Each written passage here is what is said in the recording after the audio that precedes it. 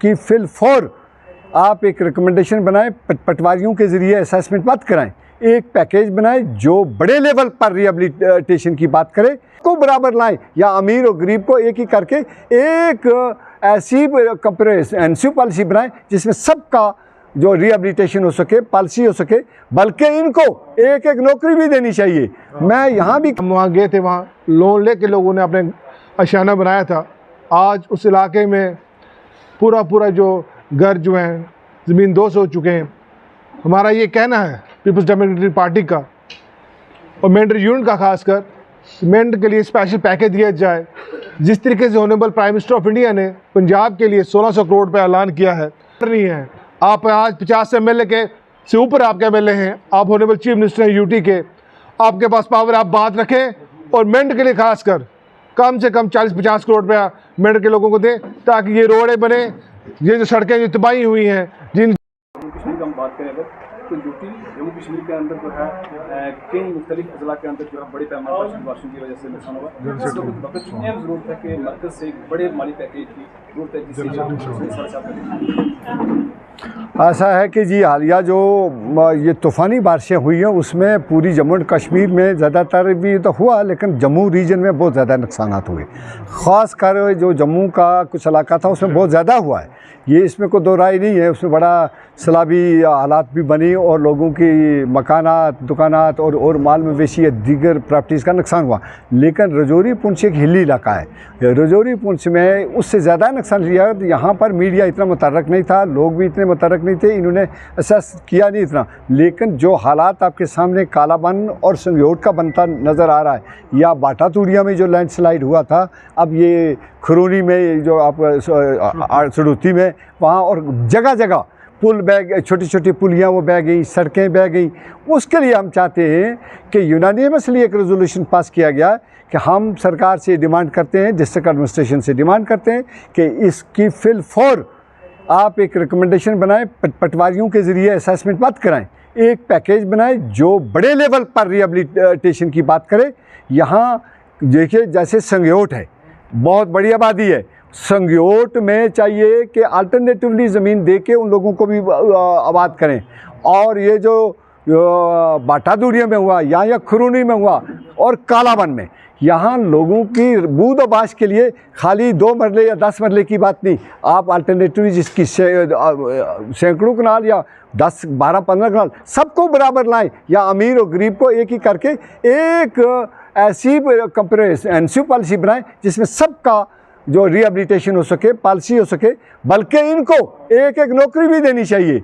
मैं यहाँ भी कहना चाहता हूँ कि यहाँ इस वक्त जिस गांव से, जिस कंस्टिट्यूंसी में यह नुकसान हुआ है, वो ऑनरेबल मिनिस्टर साहब की है, और वो उनको इसमें कॉम्प्रिहेंसिव पॉलिसी बनानी चाहिए, ताकि जिस तरीके से पंजाब में वो रिहेबिलिटेशन के लिए पैसा दिया गया है, उसी तरीके से यहाँ भी होना चाहिए। जैसे जम्मू में मजाक हुआ, वैसा मजाक नहीं होना चाहिए। 209 करोड़ दे दिया तो क्या ये सी रिहेबिलिटेशन हो जाएगा? उससे तो एक पुली भी नहीं बनती। मैं इतना कहना चाहता हूँ। देखिए आप ये बिजली तो उनके भी माफ़ तो करने, वो तो होगी, अब जहाँ जब रह ही नहीं बिजली कनेक्शन, अब तो देने नहीं चाहिए उनको ना, उनको माफ़ करना चाहिए।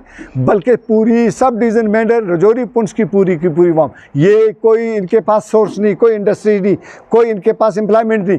आप इनको फिल फॉर बंद करो, ये स्मार्ट मीटर ये मत लगाओ इधर। और जो आपने कंडीशन रखी है किसकी, ये BPL की, वो भी हटाओ। लोगों ने यूनानिमस रेजोल्यूशन पास किया है। आपने पहले कई जगहों पर कहा था टीन शेड वाला तो बना, वहाँ भी आपने लोगों को किया, मंडी के लोगों ने शिकायत की थी। मैं समझता हूँ कि आप ये कहते हो जो कंडीशन लगाई ये अनजस्ट है कंडीशन, और BPL लोगों के लिए भी वो कंडीशन गलत हैं, और जो बिजली के लिए भी वो भी गलत हैं। आप 200 यूनिट फ्री देते आप ये हम पर इतना बोझ लाने चाहते हैं, इसके लिए लोग नहीं मानेंगे। अच्छा, सबकी जैसे सब ने कहा, बहुत अच्छी बातें की हैं। सरदार वसीम अहमद खान ने, नदीम अहमद खान साहब ने, मुस्तफ़ा साबर साहब ने, आपने जो जिनकी सदारत में था आज़म साबर साहब। और मैं चाहता हूँ जमात में इत्तेहाद इत्तफाक, और जमात यहाँ मेंढर में ज़िंदा है। हम जमात को फिर फलना फूलना उसी तरह चाहते हैं जिस तरह से जमात यहाँ थी और होगी भी। इंशाअल्लाह हम दोबारा मुड़ के वापस आएंगे, इंशाअल्लाह आपकी आवाज़ बनेगी। कि मेट्रो के चारों तरफ से बड़ी तादाद में लोगों ने शिरकत की। इस दौरान लोगों ने बहुत सारे मसाला आलिया बातचीत के दौरान कोई नुकसान संयोग हो या दीगर कालापन की हम बात करें तो बड़े पैमाने पर लोगों को नुकसान हुआ। तो इस मीटिंग के अंदर जो बहुत सारे लोगों ने आवाज़ रही इस बात ये जो मीटिंग थी आज की, ये इन दिनों में जो बारिशात के नुकसान हुए हैं और लोगों को क्या कहते हैं जो तकलीफ़ें आ रही हैं उस सिलसिले को लेते हुए ये मीटिंग बुलाएगी और डिफरेंट कॉर्नर्स मेंढर के सब डिवीजन तहसील बालाकोट से, मनकोट से, मेंढर से लोग आए और लोगों ने अपनी बातें रखी हैं। वो बातें मैं आपके सोशल मीडिया के ज़रिए ऊपर तक पहुँचाना चाहता हूँ कि यहाँ पे बहुत ही एक रेजोल्यूशन पास किया गया है, वो ये है कि जो बारिशों की वजह से नुकसान हुआ है संगयोड़ के इलाके में, अहड़ी खरूनी के इलाके में, बालाकोट के इलाके में, कालाबन के इलाके में, उनके लिए एक कोई कंप्रेसिव प्लान बनाया जाए।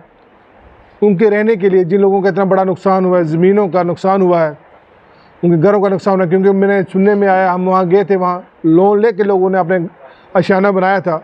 आज उस इलाके में पूरा जो घर जो हैं ज़मीन दोस्त हो चुके हैं। हमारा ये कहना है पीपल्स डेमोक्रेटिक पार्टी का और मेंढर यूनियन का खासकर, मेंढर के लिए स्पेशल पैकेज दिया जाए। जिस तरीके से honourable prime minister of India ने पंजाब के लिए 1600 करोड़ रुपये ऐलान किया है, हमारा डे फर्स्ट से कहना है कि हमारे जो रजौरी पुंछ को देखते हुए हमारे मेंढर बहुत बड़ा नुकसान हुआ है, जिसमें सड़कों का नुकसान हो, जिसमें लोगों की ज़मीनों का नुकसान हो, जिसमें मवेशियों का नुकसान हो, और ख़ासकर इन दिनों में जो लैंडस्लाइड से हमारे जो इलाके मैंने बताए हैं उनमें बहुत बड़ा नुकसान हुआ है और स्पेशल पैकेज का डिमांड की जा रही है। और इसलिए हम ये कहना चाहते हैं, जो ड्यूल सिस्टम है यहाँ पे एलजी साहब का, उमर साहब का, अपनी जिम्मेदारी से दूर ना भागें और लोगों की बात करें, क्योंकि ये कहते हैं कि हमारे पास पावर नहीं है।